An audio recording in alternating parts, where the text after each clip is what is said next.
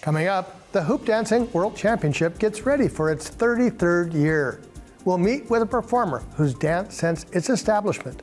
Meet a Boise Forte Ojibwe filmmaker who's pushing the boundaries, plus politics with John Tahsuda. I'm Mark Trahant. Join us for those interviews, plus the headlines from the ICT Newscast. This program is made possible by the Corporation for Public Broadcasting, a private corporation funded by the American people. Arizona State University welcomes 3,500 Indigenous students from Arizona and across the nation. It serves one of the largest populations of Indigenous students among U.S. colleges and universities. We created a sense of place for tribal nations to create futures of their own making through community outreach and research, taught by world-class Indigenous faculty where they see a reflection of themselves and their experiences. Find community at ASU.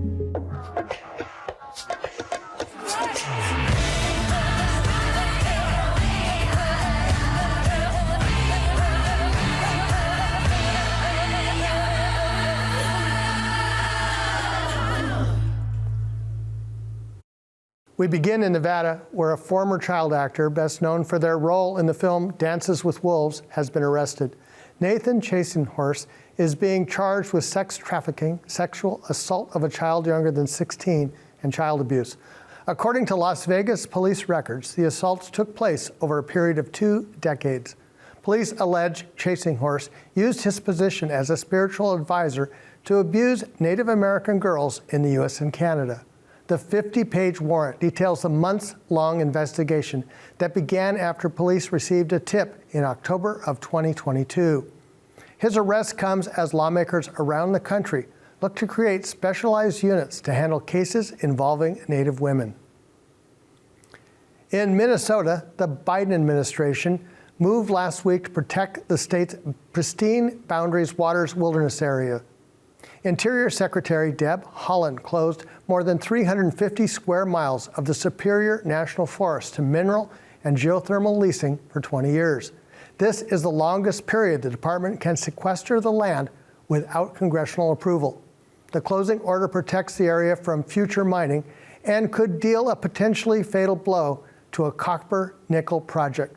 Chilean mining giant Antofagasta filed suit in August to try and reclaim mineral right leases and says it's not giving up.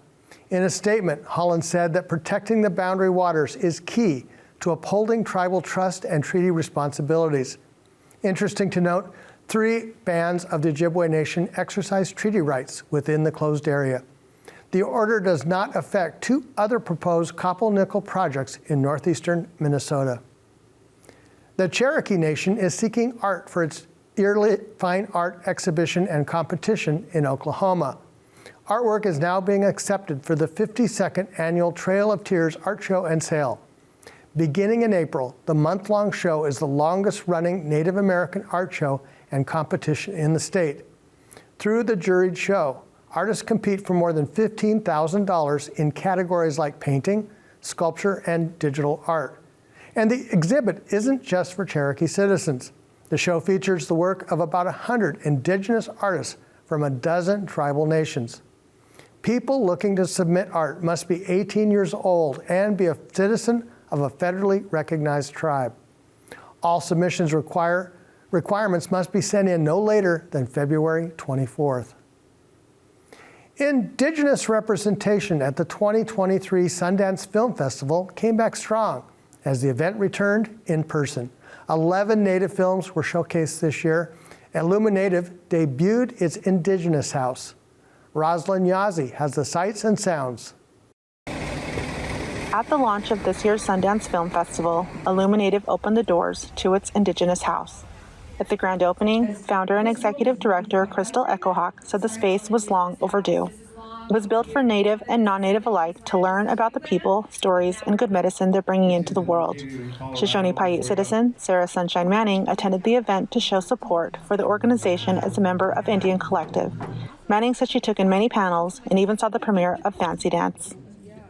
It was amazing to not only see the film, but also get to hear from the producers and some of the actors and just hear some of their reasoning behind why they tell stories the way that they do, why they chose to focus on certain story elements differently when talking about issues like MMIW in a way that really seeks to focus on resilience and solutions.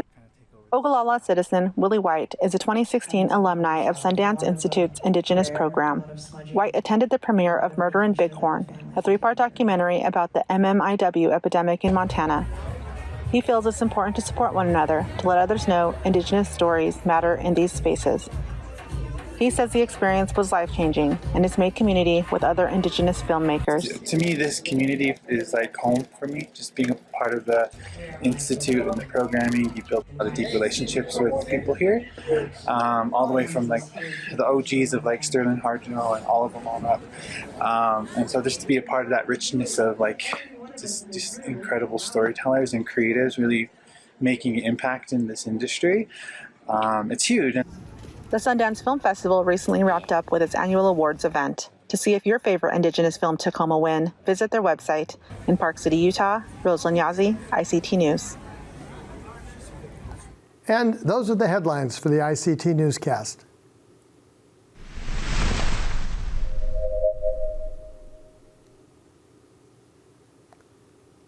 The Hoop Dancing World Championship is headed to the Heard Museum in Phoenix. The competition, which is in its 33rd year, brings in dancers from all over the world. The Duncan family competes every year and has claimed the title in the past.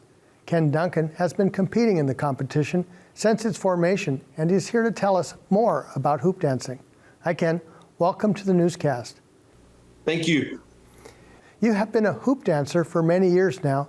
Could you tell us how you learned to hoop dance? Well, I don't hoop dance anymore, but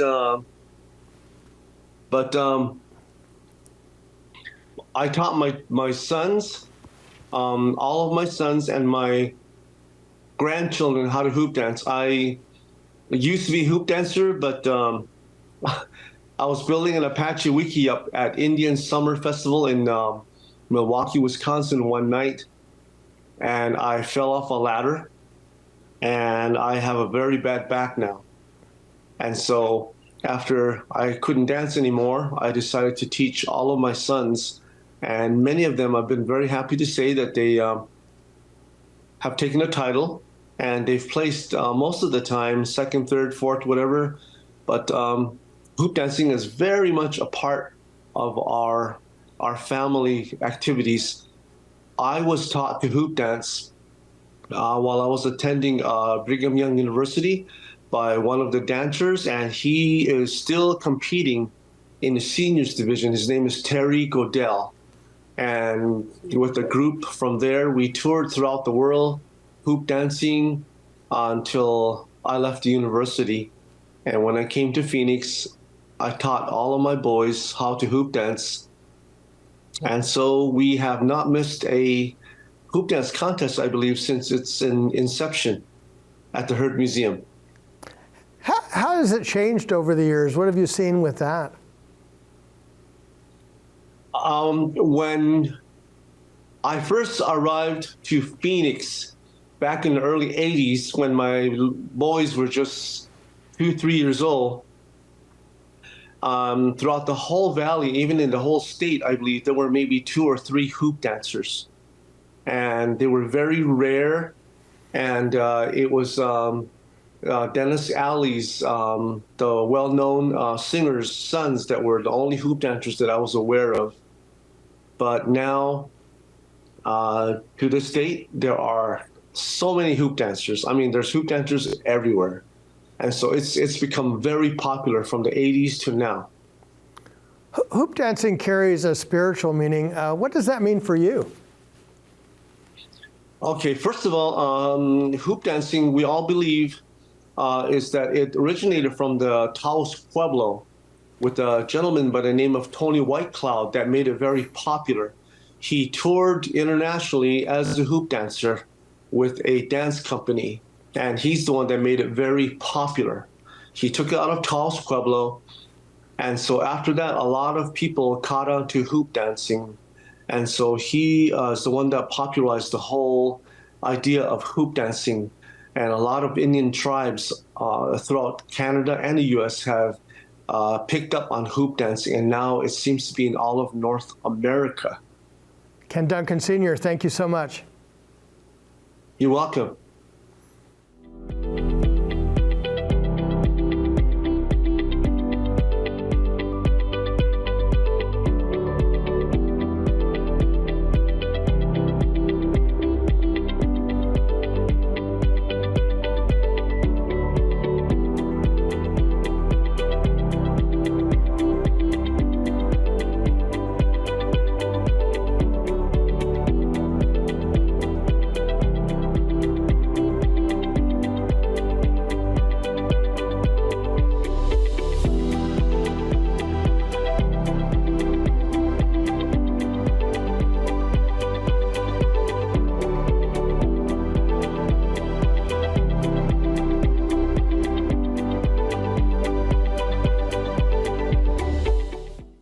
By day, she can be seen co-coordinating the Indigenous First Art and Gift Shop. It's a project of the American Indian Community Housing Organization. But after work, she's pushing the boundaries of Indigenous filmmaking. Khayman Goodsky is a Duluth filmmaker who creates films exploring Ojibwe teachings side by side with punk music. Khayman tells us about how she first found her path, love of comic books and cosplay, and how she enjoys the whole collaboration process. Let's take a look at a new film, Chased to a Certain Place.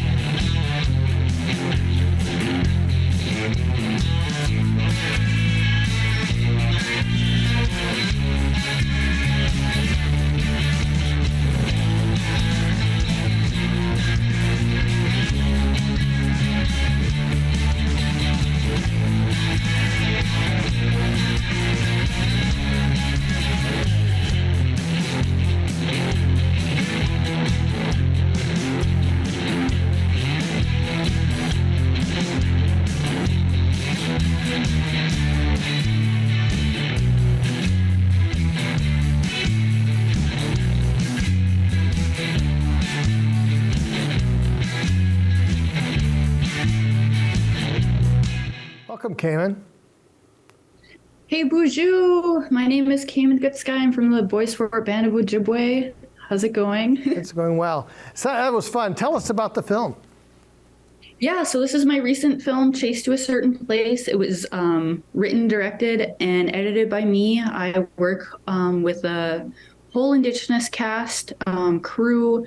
The only thing that isn't Indigenous is the music, but we use the local queer artists, so we try to stick within the parameters of highlighting queer, Indigenous, and BIPOC voices, whether it's acting, music, costumes, our crew.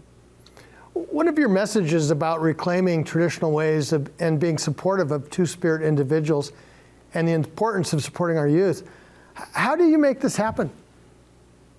Well, I'm a two-spirit kind of artist living up here in Duluth, Minnesota. My goal is to make sure that every space that I go to is safe for two-spirit people to just kind of live their lives, do what they need to do. We're just like everyone else.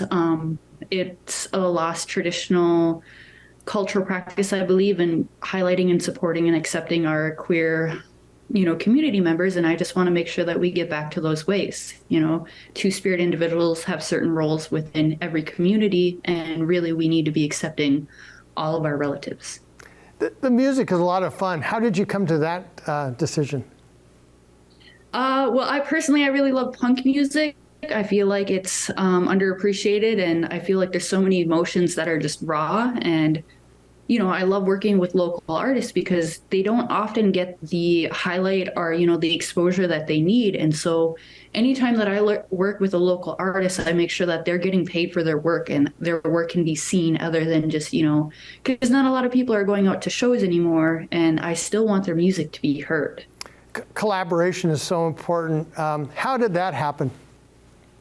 Well, I started doing film with Jonathan Thunder. I was working with him for animation and sound bits, and then he, suggested I make my own film, which was something I had been talking to. And so from there, because these stories don't get made just by one person, it's a whole group of people. And the more that we share ideas and our cultural backgrounds and our beliefs, the better off our stories are going to be. And so to me, it's important to collaborate with everyone who's working with me on a project. How did you get interested in making films? Well, back in the MySpace days, it was popular to upload those short little films. But in college, I was stuck in a dorm room by myself. So I started experimenting with writing short stories, and I did a short web series. But I didn't really get into film until Jonathan was like, go out there, do this. And then I created my first short film. It's my longest one. It's 20 minutes. And from there, I just have the need to, make these stories come to life. How are people able to see this film? So this is going to be played in the Ely End of the Road Film Festival. After that, it's going on to the Minnesota International Film Festival. Hopefully it'll hit a few more film festivals, and then it'll be able to watch on YouTube for free. So, I'd like to ask you about your day job at the American Indian Community Housing Organization. What can visitors expect from that experience? Yeah, so I work at ACO, which is in Duluth, Minnesota. We do, supportive housing. We do domestic violence advocacy and shelters. I personally work in the Indigenous First Give Shop. So I work with over 130 different Indigenous artists, whether that's original painting, clothing, beauty products, food producers. And so you can expect to see a whole lot of support from all sorts of Indigenous people. We don't just serve Ojibwe people, we serve everyone from different nations. And that's our primary goal, is to help and support our community members. Khayman Goodsky, thank you so much for joining us.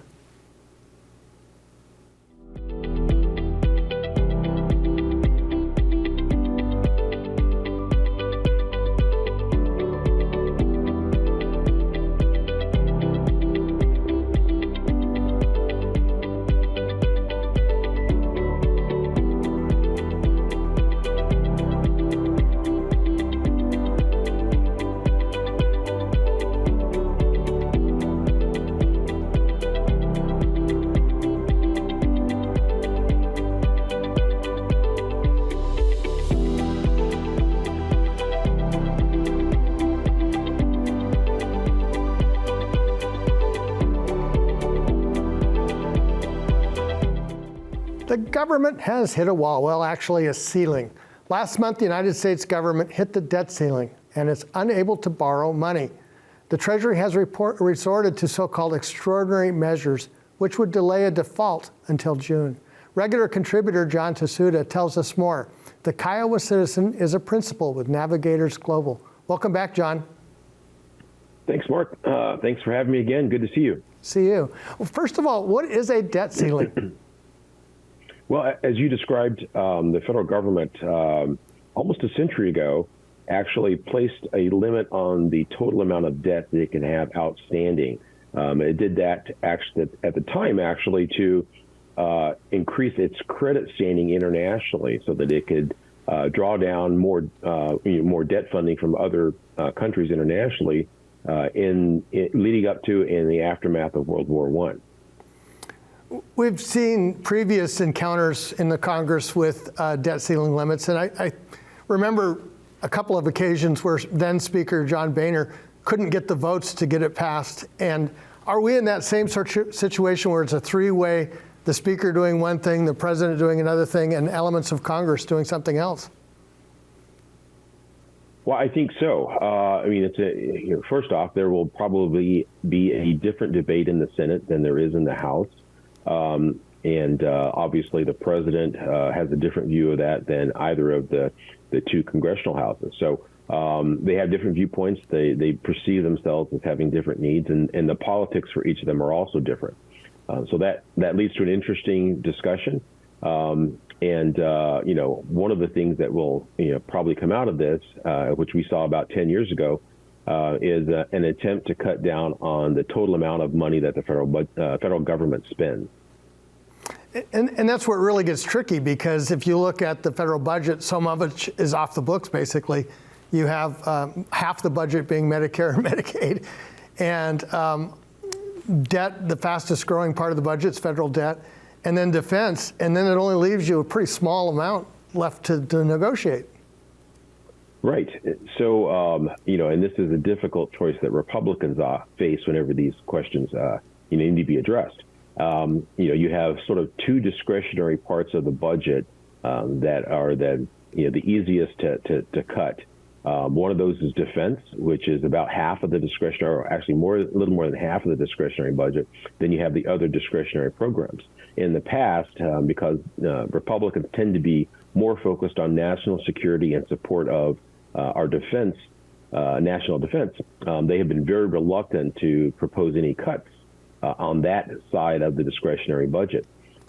Interestingly, this time, Speaker McCarthy looks like he said, we'll put the whole discretionary budget, including defense spending, on the table, and let's have an honest discussion about that. But what's still not on the table is the biggest part of the budget, which would be Social Security.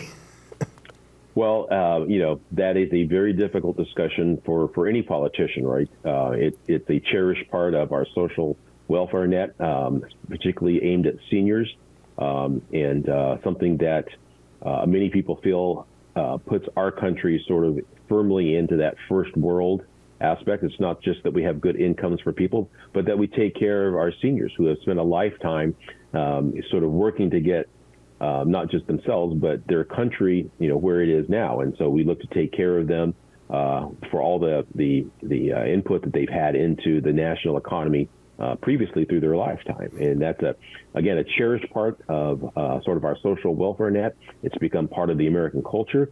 And you add to that seniors tend to vote in very high numbers. So it becomes a difficult challenge to talk about how you may or may not propose cuts or amendments to how Social Security and Medicare, make payouts for seniors. And we're seeing that really play out in France right now, where just even a minor change is resulting in really strong political implications for the government. I want to ask you about tribes and how they fit into this. There's been a huge investment by the federal government in tribal governments in the past 5 years. How will a debt debate and budget control debate play into that? Well, I think that one of the things that I always have tried to caution people about is when you talk about cutting down federal spending, which is one way that people look at the long-term curve of federal debt, is that you have to remember, in the grand scheme of the federal budget, spending on tribes and tribal people is pencil shavings, really. And so why would you want to cut something that has such a huge importance in the lives of these people, leaving aside the fact that we have made these commitments for several hundred years for treaty rights, et cetera, when making cuts to that really does not affect the outcome of the total federal spending. That you really need to find other parts of the budget in which there are significant expenditures and look to make cuts there. I do hope that, which has not happened before, is that there is actually sort of an intelligent look at the best way to go about this.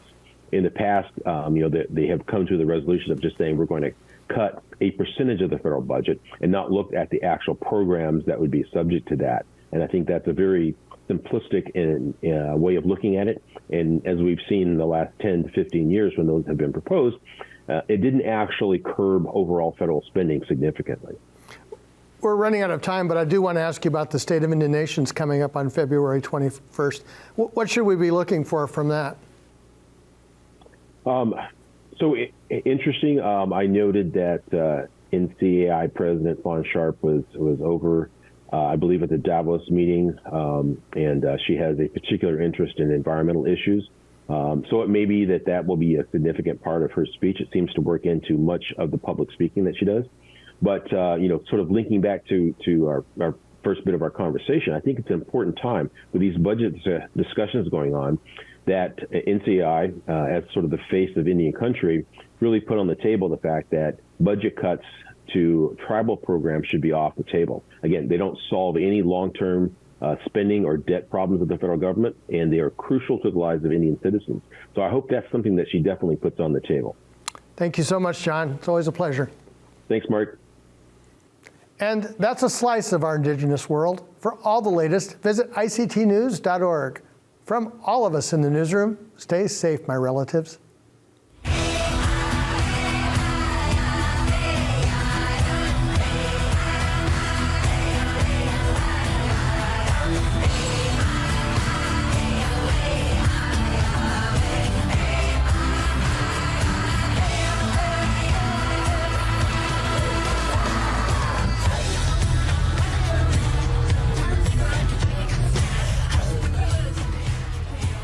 This program is made possible by the Corporation for Public Broadcasting, a private corporation funded by the American people.